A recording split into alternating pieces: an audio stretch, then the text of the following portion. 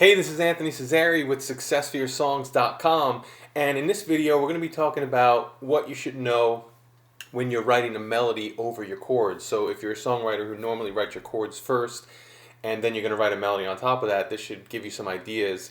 And also, if you normally write a melody first, it's usually good to get outside of your comfort zone and try things different ways. So I think you'll also get some good ideas from this video. I'm going to be playing a clip for you of an interview I did with Kevin Thomas, who has some really good thoughts on this topic. And after you check out the video, I've also got a free melody writing download for you below, so you can grab that there after you listen to the video. So thanks for listening to this. You can check it out here.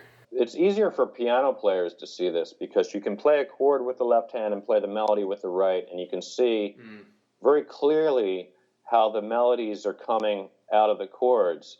On a guitar, you can play a chord, but then it's best if you know your arpeggio patterns, which is outlining the chord one note at a time, because often on any one string you might have two notes. You might have the third and the fifth of the chord on that same string, which you can't see if you just strum the chord. Right. You have to play the arpeggio note by note. So you kind of, on guitar, it's if you know your chord, of course, but then also can see the underlying arpeggio pattern and then also see the underlying scale from which that comes and visualize all this. Then you can play around with different chord melody relationships. And I do this all the time, but it wasn't easy to learn it this way. It's tricky to analyze songs it's a great skill to have, but it's tricky to analyze songs this way. On a piano, if you play the chord with one hand and the melody with the other, it's really clear which note is a chord tone and which is not. And basically you have two choices. You have three. You could play notes that are, let me back off a step. The chords come from the scales. So if you're in a C major scale, for instance, that's all the white keys. And if I play a chord, it's basically every other note from any of those white keys that I'm starting from. If I play a black key, I'm playing notes that are not only not in the chord, but they're not even in the scale, and they usually sound very, very dissonant. In most styles of music, they sound wrong. In some styles of music, you're going for that effect. Often you'll hear stuff like that in film scores for certain scary effects and things like that. But if I'm playing notes that are in my melody that are in the scale, I have two choices now. I can play chord tones, and then it'll sound very consonant. I can play the root of the chord, the third of the chord, the fifth of the chord, the seventh of the chord if the chord is a seventh chord.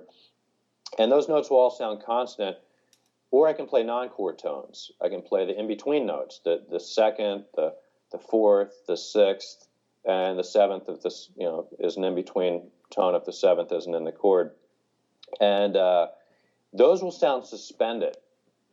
Now, if every phrase in my verse uses melody notes that are suspended sounding, that are not in the chords, it sounds really out there. It creates a very floating, almost spacey type of feeling, which could work for certain moods. If I do the opposite and every note within my melody for every phrase in a verse is a chord tone, it's going to sound very stable and very consonant. So usually what you want to get is a variety where you have some suspended tones and some chord tones. And you want to pick and choose which ones. And often at the end of a phrase, you'll want to resolve to a chord tone to end that phrase. So I know this is, for a lot of people listening, this is probably sounds very mathematical, and it can be. A lot of times we do this just by ear, intuitively. But often when you feel something's not working in your song and don't know why, between the chords and the melody, if you can do this at that point, it's very, very helpful, because then you can fix the problem. Well, otherwise, you're just guessing.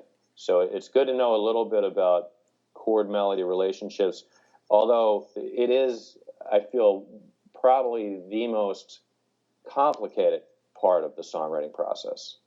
Yeah, I'm actually glad you mentioned that. I think there's a lot of good stuff in what you just said there. And when you're talking about having chord having notes in your melody that are actually in the chord, you're talking about whatever chord is being played at the time and not the root chord, right? Well, that's a good point. I forgot to mention that. That's right, because the chords change all the time. Right. Usually, unless it's like a James Brown song where you have one chord through the whole song. Right. But in most styles of music that we listen to in our culture, the chords will change. So whatever melody note was stable was a chord tone for one measure. The next measure, that note might become a suspended or unstable tone, and so then you have to decide whether you want to resolve it to the new chord tone or keep it there as a suspended tone. So it changes all the time. All right, so hopefully you got a lot out of that information. And like I mentioned earlier, if you're looking for some more tips on writing better melodies, I've got a free download for you below this video. So check that out there, and I'll see you in the next one. Thanks. Bye.